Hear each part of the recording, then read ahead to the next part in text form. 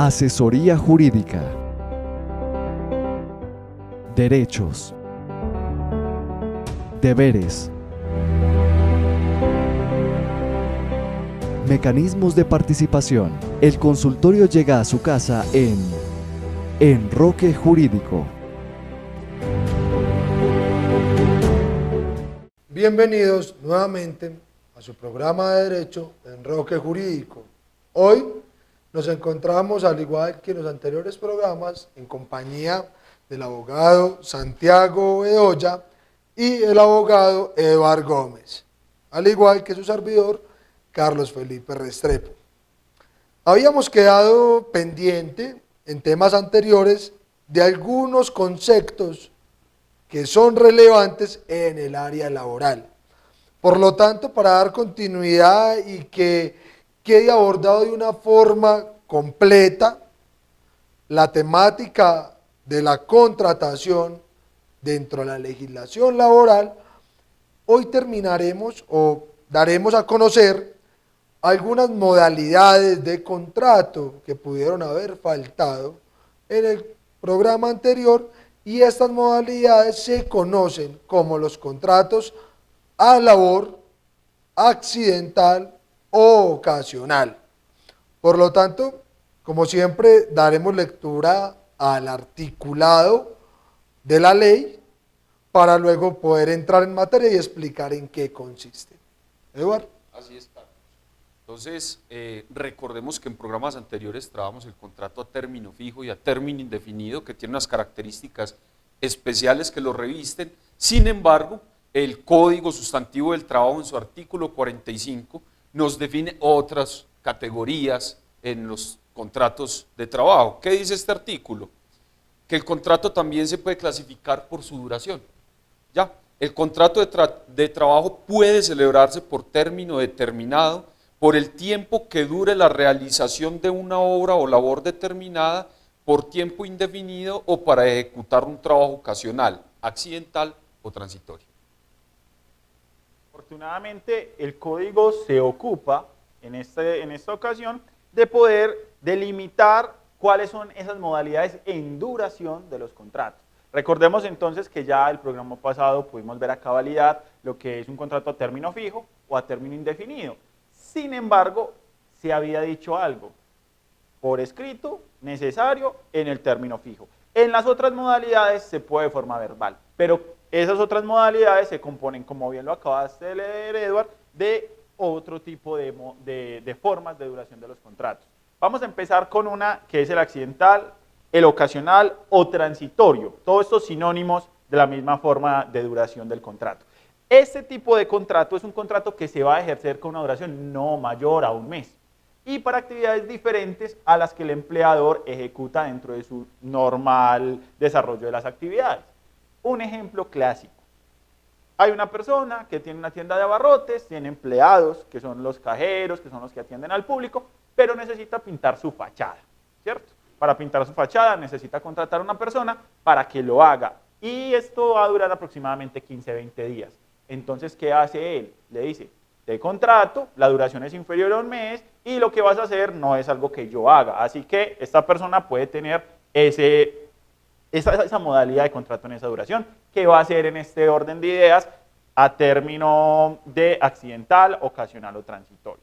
Hay una cuestión interesante respecto a esto y es que en teoría se entiende que no hay que pagar vacaciones. Porque entendemos que en toda modalidad de contrato hay que pagar los parafiscales, hay que pagar todo lo que tiene que ver con seguridad social integral, etc. Pero en frente a vacaciones, en esta modalidad de contrato se venía hablando de que no era necesario, porque es una persona que va simplemente a ejecutar accidental o transitoriamente. La Corte tuvo en una sentencia, que es la C019 del 2004, y en otra, en la C035 del 2005,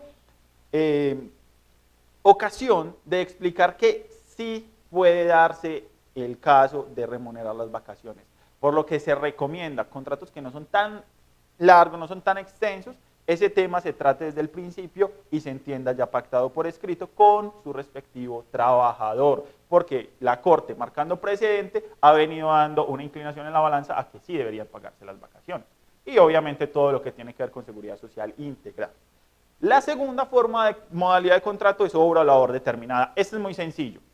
Hay una obra o hay una labor, es decir, hay algo que ya sabemos que va a terminar, pero no sabemos cuándo. Y precisamente esa incertidumbre no nos va a dejar contratar una modalidad de término fijo. Porque si es a término fijo y falta tiempo, entonces se lo prorrogo por otro término igual, no se podría. O a término indefinido, entonces, ¿cómo hago yo para dar una terminación una vez ya la obra esté concluida? La ley se ha preocupado por esto y esta forma de contrato se entiende que una vez finaliza la obra o la labor que se determina dentro del contrato desde el principio, se acaba el desarrollo de la actividad y no hay que dar previo aviso, que eso también es importante aclararlo. El ejemplo clásico, yo a final de año tengo una visita, necesito que a estos inquilinos que vienen, las personas de alguna u otra manera estén atendidas y no sé hasta cuándo se van a quedar. Pues entonces contrato a una persona y le digo tan sencillo como, por favor, mientras estén mis familiares, me vas a trabajar. Una vez mis familiares se van, la persona entiende que su trabajo ha finalizado. Esto es entonces las dos modalidades restantes que nos quedan faltando y que, en síntesis, frente a la duración, se ejecutan en Colombia. Antes de que acabemos de cerrar, de finiquitar ese tema de esas modalidades, es importante decirle al televidente, sea empleado o empleador, que la mejor forma de pactar un contrato laboral, independiente de su duración, independiente de las cláusulas que se vayan a plasmar, hombre, siempre hacerlo por escrito. Se recomienda, Enroque Jurídico recomienda eso, basados en una premisa de que más vale la punta de un lápiz que la memoria de un sabio. Y probar en temas laborales es complicado, muchas veces se pierden derechos o se exigen más derechos de los que efectivamente había lugar a reconocer. Claro que sí, Eduardo. Y haciendo una acotación importante a lo que también está diciendo nuestro profesional Eduardo Gómez, es de que efectivamente, si bien es cierto, la legislación laboral presume un sinfín de cláusulas o de pactos dependiendo de la modalidad, cuando ésta no es escrita y la ley equipara la forma como se debió haber pactado o como se presume su pacto, es importante saber de que todas las relaciones laborales están revestidas de algunas particularidades, donde si yo no hago el pacto necesario para que quede por escrito, la ley no me va a equiparar ni me va a presumir eso que yo pretendía con esa particularidad de relación laboral que necesitaba para que desempeñara la actividad a la cual yo estoy contratando. Por lo tanto, nuevamente, independientemente del tipo de contrato, es importante de que sea siempre por escrito a concepto de nosotros como abogados, para lo cual, si usted de pronto no tiene el conocimiento o piensa que es una labor algo compleja, lo invitamos a que frecuenten su abogado de confianza o, en caso tal, visite nuestras instalaciones que están ubicadas en el Centro Comercial El Faro, local 210, donde encontrarán las oficinas de Enroque Jurídico y podrán acceder a una asesoría integral en lo que es la materia de contratación. Así es. Es más, esto es un llamado a los empleadores, porque recordemos que en materia laboral, en caso de duda, se va a beneficiar siempre al trabajador. Ahora bien, hay algo que muchas personas confunden como modalidad de contrato de trabajo y es el contrato de prestación de servicio. Nos pasa a nosotros como profesionales y les pasa a muchas personas que ejecutan labores conexas que cuando preguntan, ¿usted en qué trabaja? Ah, yo tengo un contrato de trabajo X. Y cuando miramos el contrato dice prestación de servicios. Yo creo que es importante que la comunidad en general, nuestros televidentes, todo aquel que esté interesado entienda la diferencia entre un contrato de trabajo y un contrato de prestación de servicios, porque en muchas ocasiones se trabajan indiscriminadamente. Claro que sí, Santiago. Pero entonces yo pensaría que para iniciar de pronto esta confrontación de modalidades, de formas de contratación, refresquemos nuevamente entonces cuáles son los elementos que trae el Código Laboral para definir un contrato de trabajo versus a lo que vamos a empezar a tratar, que es un tema relevante, que es el contrato de prestación de servicios. Entonces, miremos qué dice el Código respecto de lo que es un contrato. Contrato de trabajo, claro, y los elementos. Lo trabajamos hace un par de programas, es tan sencillo y vamos a trabajar puntualmente lo que se postula, es en el artículo 23 aproximadamente, los elementos principales. Hablamos de el contrato que debe contener una subordinación o dependencia, tiene que tener adicionalmente una prestación personal del servicio y una remuneración denominada salario.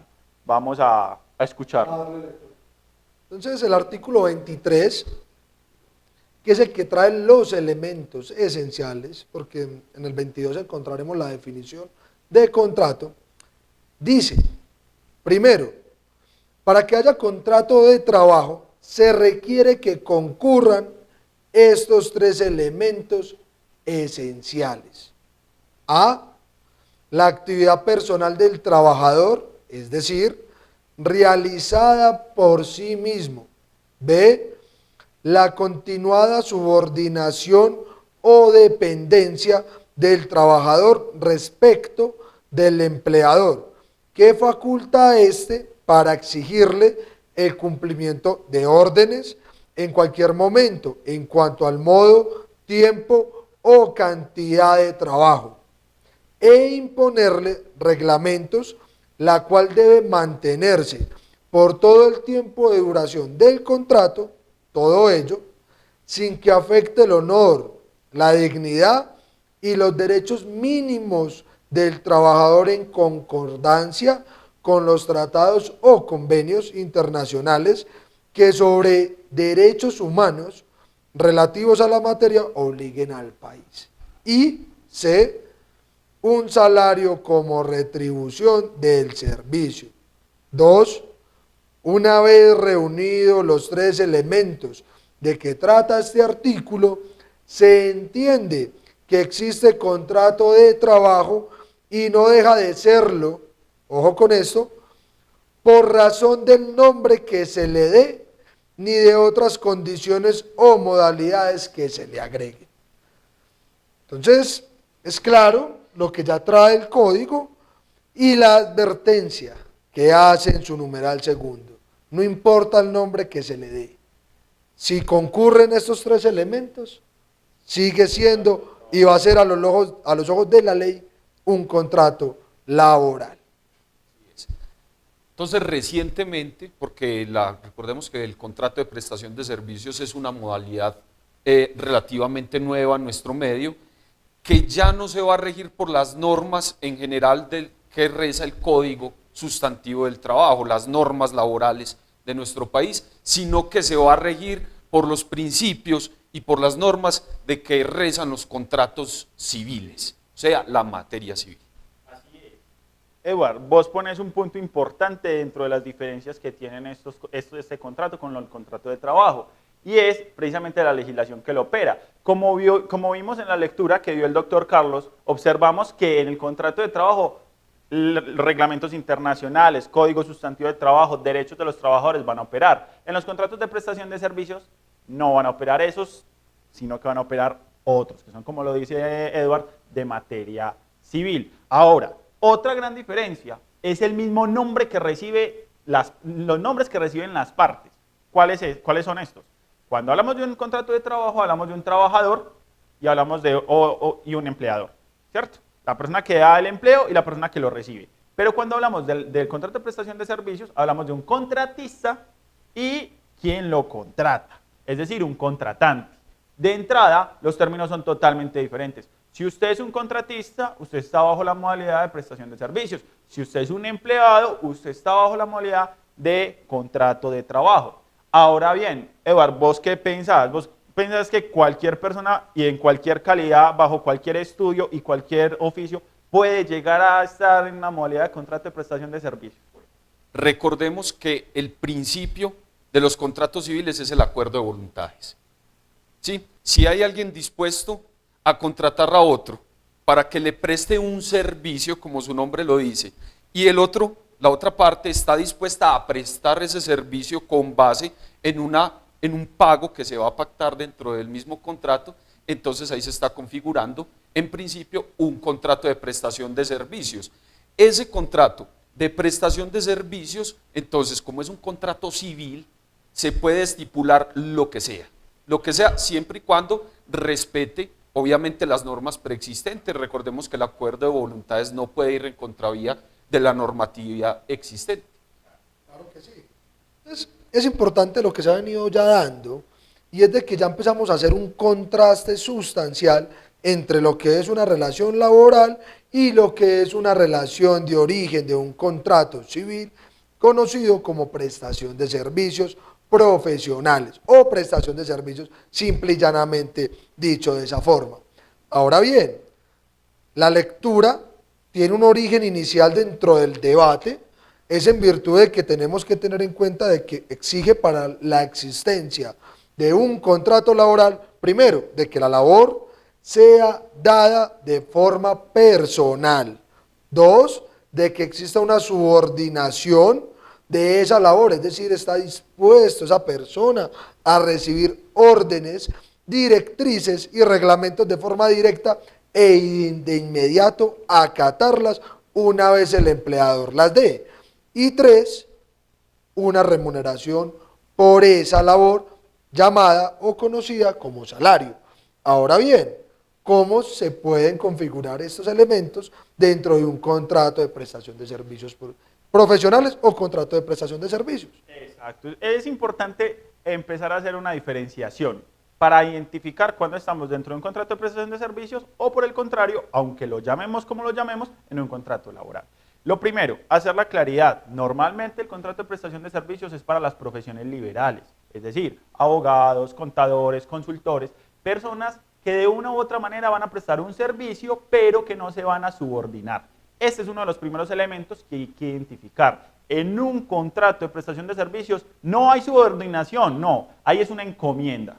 Hay una encomienda, hay una gestión que hay que realizar, pero nadie, o sea, cuando tú eres un contratista, no vas a tener una persona al pie que te va a estar diciendo qué tienes y cómo lo tienes que hacer, sino al contrario, va a estar pendiente de la labor que vas a realizar para saber y precisamente beneficiarse de esa actividad.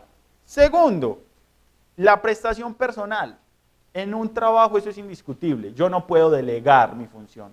En un contrato, salvo que se pacte lo contrario, yo normalmente puedo delegar. Si soy una persona jurídica, como por ejemplo lo es Enroque Jurídico, que tiene varios abogados a su disposición, no tiene una persona ejecutando los contratos solamente, sino son varios profesionales que, dependiendo de sus especialidades, podrán entrar a operar. Por eso incluso los abogados normalmente trabajamos en las modalidades de contrato de prestación de servicios, porque no somos trabajadores de la persona que nos averigua, sino profesionales que prestamos el servicio a esa persona. Por lo que ella no es nuestra jefa, sino una persona interesada en adquirir el servicio en particular. Es decir, podríamos hablar de que ambas partes están de igual a igual. Estamos entre iguales. No hay subordinación, precisamente. Sin embargo, eso no exime a la persona que está prestando el servicio de que le rinda cuentas a la persona que lo está contratando, sin que esto configure en sí una subordinación como la trae el Código Sustantivo del Trabajo. Claro, porque al igual, de todas maneras, estamos frente a un contrato,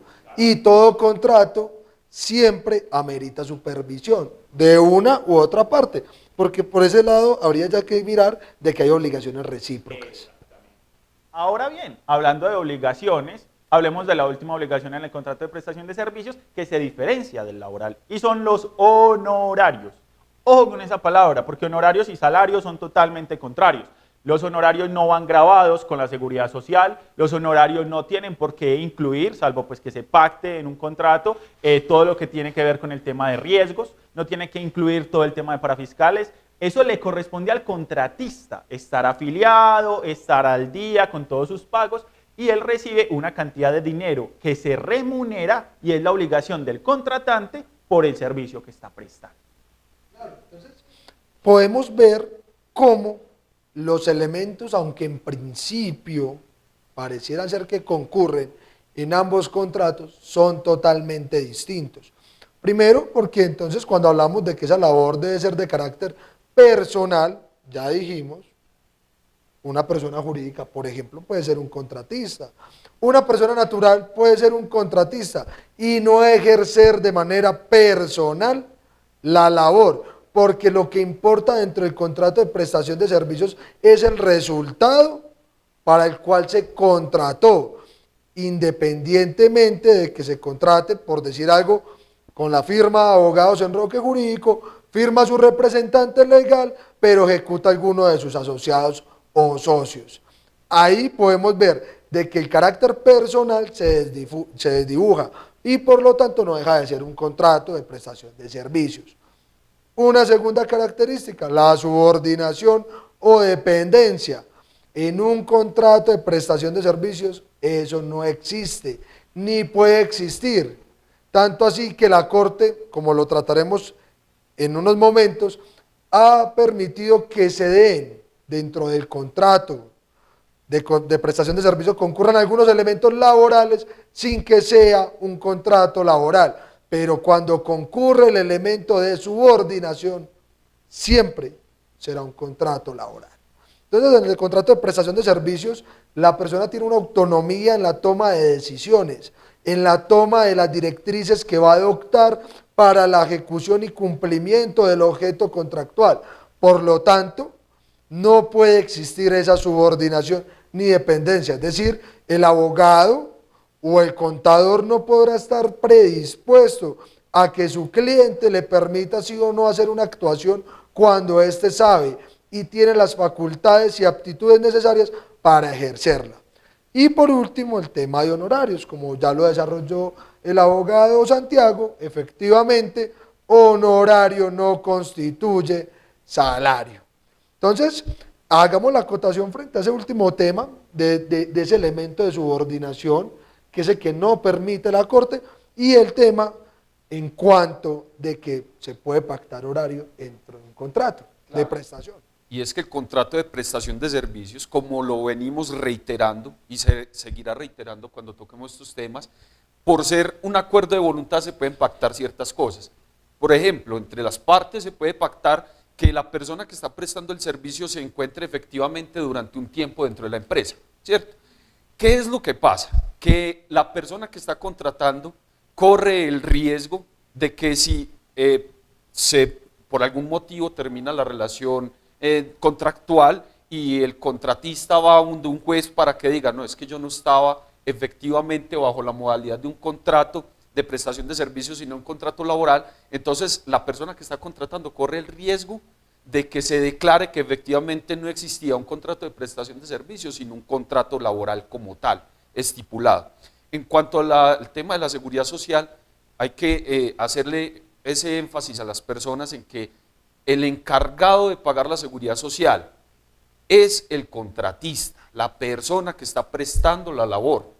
Sin embargo, y hay un tema que es el de la ARL, la aseguradora de riesgos laborales, quien está encargado de hacer el reporte, de inscribir a esa persona, llamémoslo así, a la ARL es la persona que está contratando, ¿cierto? Pero quien paga las cuotas o los cánones de esa suscripción o de esa afiliación es el contratista.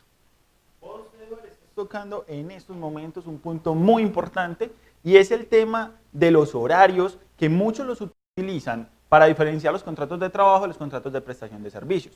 Como bien lo decía el doctor Carlos, la Corte ya se ha puesto a la tarea de dar esa diferenciación y decir, venga, no siempre que hay horarios hay contrato de trabajo. Como lo dice Edward, en virtud del artículo 1602 del Código Civil, la voluntad de las partes se va a volver ley para las mismas y en ese orden de ideas, si se pacta un horario, pues dentro del contrato de prestación de servicios se puede ejecutar dentro de ese horario.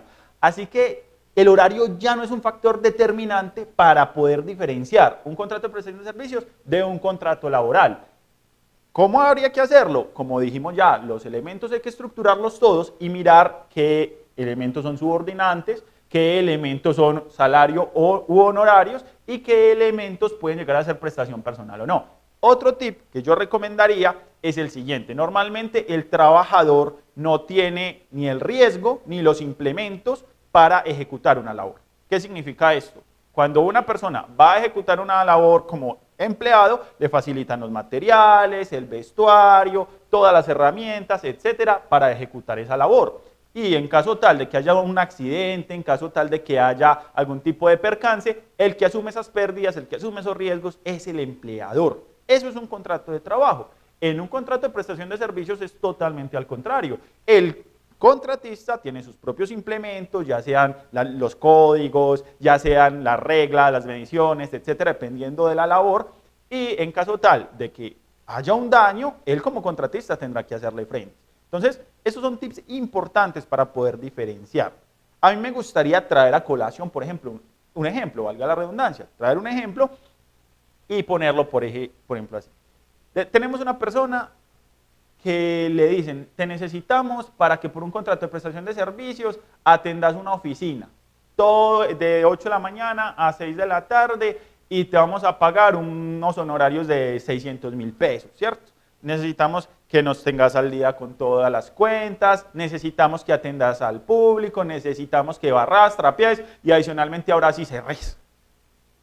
Y tiene un jefe y le hacen sanciones, le mandan memorandos. La pregunta es, ¿eso es un contrato de prestación de servicios?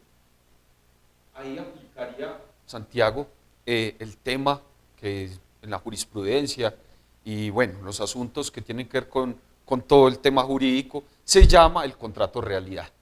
A pesar de que se haya firmado un contrato de prestación de servicios, como lo venimos trabajando, pero en esta circunstancia es una persona que estudió para atender administrativamente una zona y la contratan para eso, para que atienda, para que barra, para que cierre y abra las oficinas, entonces en realidad no hay un contrato de prestación de servicios. ¿Qué hay ahí? Un contrato laboral. Y si existe ese contrato laboral, el empleador, que ya no será entonces contratante, sino empleador, deberá ella pagarle todas las remuneraciones, toda la seguridad social y todo lo atinente a la relación laboral que implica estar dentro de un contrato laboral. Salario mínimo. Por supuesto que sí. Entonces, esperamos de que el programa de hoy les haya quedado claro la diferencia sustancial entre un contrato laboral y un contrato de prestación de servicios. Sin embargo, en caso de que alguno de los televidentes haya quedado con alguna duda, podrá escribirnos al correo que aparece en pantallas y de ser el caso absolveremos su inquietud. También podrán visitarnos a las instalaciones de Enroque Jurídico que estamos ubicados en el Centro Comercial El Faro, local 210, en los horarios de 8 de la mañana a 6 de la tarde, en donde algunos de los profesionales que estamos acá presentes podremos atender sus inquietudes. También los invitamos a que sigan visitando nuestras redes sociales en Facebook y en Instagram y sigan nuestro canal de YouTube donde verán los programas, las repeticiones y podrán hacer un seguimiento de las temáticas tratadas. Muchas gracias y los seguimos esperando solo por San Pedro TV.